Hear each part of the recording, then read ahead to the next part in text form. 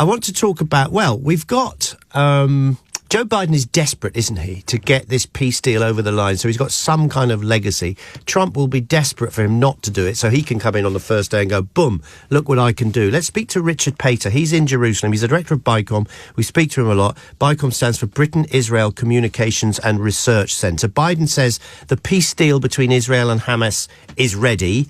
Is it? Good morning. Good morning. Thank you for having me on. Listen, there's very guarded and cautious optimism here.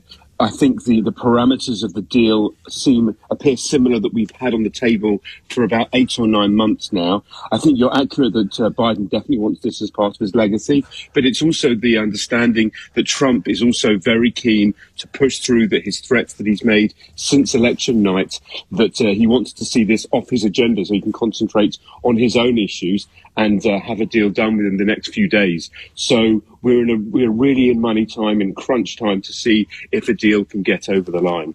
Do we know anything about the details and whether it includes the return of hostages?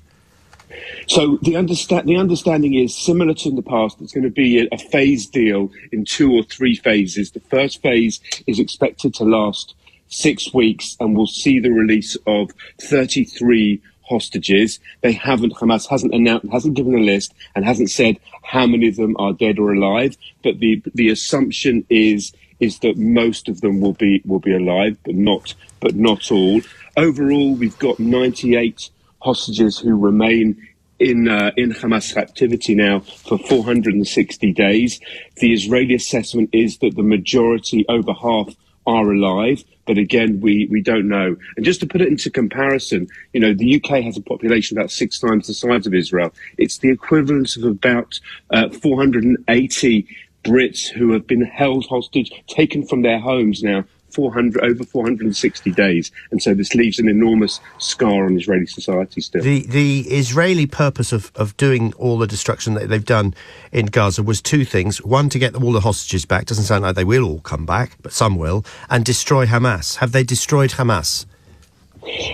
I think to an extent they've destroyed Hamas as a military force. What we see now, and we saw just yesterday another very painful reminder for Israeli society, 5 soldiers were killed operating in northern Gaza. And so what we see that Hamas, although as a military force they have been pretty much destroyed, they remain as a guerrilla outfit, kind of lone cells operating with being able to plant explosives, sniper fire, anti-tank missile fire. So they still pose a threat, but not to the same degree that they did a year and a half ago. Thank you very much indeed, Richard. Richard Pater, who's live from Jerusalem, who's the director of BICOM. Now,